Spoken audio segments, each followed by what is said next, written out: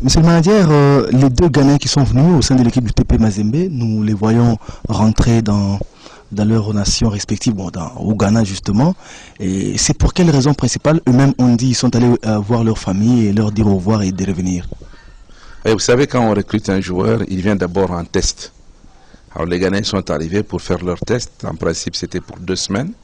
Mais comme l'équipe de Mazembe était en compétition, on n'a pas eu 2 semaines pleines où on devait s'occuper d'eux. C'est pourquoi ils ont fait pratiquement 1 mois. Et au bout de leur test, le staff technique et le comité directeur a estimé que c'était concluant. Et c'est ainsi qu'on leur a signé un contrat avec le TP Mazembe d'une durée de 2 ans. Et ils peuvent maintenant être engagés comme joueurs professionnels du TP Mazembe. Et après avoir signé le contrat, il y a des formalités qu'il faut maintenant entreprendre. La Fédération congolaise de football, depuis hier déjà, a écrit à la Fédération ghanéenne pour demander le certificat de transfert international. Et eux-mêmes partent là-bas pour, comme ils vous ont dit, faire leurs valises et rentrer. Et comme ça, ils peuvent, d'ici 2 semaines, être enregistrés, commencer déjà à jouer pour l'équipe de Mazembe. D'abord pour la Dinafoot, parce que pour la Coupe d'Afrique, personne ne peut être ajouté à la liste avant le 1er juillet. Et toujours en rapport avec les nouvelles recrues avec le tout-puissant Mazembe Anglebert, est-ce qu'il y en a d'autres qui vont venir et est-ce que la liste de la CAF est déjà complète et on attend quoi? Et la liste de la CAF n'est pas complète. On a avancé 23 noms sur 30 possibles. Et vous savez que sur les 23, on a déjà perdu un, c'est Matampi.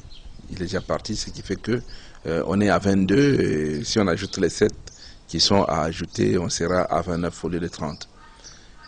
Et il faut aussi savoir que la politique de Mazembe a changé. Ce n'est pas de recruter à grande échelle comme on a fait dans le passé avec les joueurs qui viennent d'ailleurs.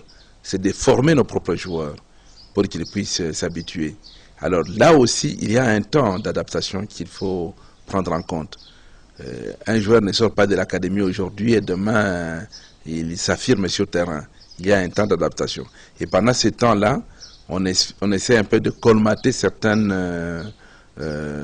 branches de notre structure avec le venu à l'extérieur. L'année dernière, on a fait venir un seul joueur, c'était Sissoko. Bon, cette année, il y en aura, je crois, entre 3 et 4. Quand j'ai dit entre 3 et 4, c'est parce que il y a un attaquant, actuellement c'est le meilleur buteur du championnat de Côte d'Ivoire. Il y a aussi son homologue du Bénin, qui sont dans les viseurs du TP Mazembe. Et peut-être d'ici le mois de mai, quand les championnats respectifs vont prendre fin en Côte d'Ivoire et au Bénin, vous les verrez venir pour passer aussi leurs tests. Prince, vous avez passé un temps dans l'équipe de Mazembe et vous rentrez au Ghana actuellement et vous allez justement revenir, c'est sûrement dire au revoir à la famille au Ghana. C'est quoi les messages que vous laissez à tous les fans de Mazembe? We are happy we are here. We came, we finished everything we've signed. Everything is successful.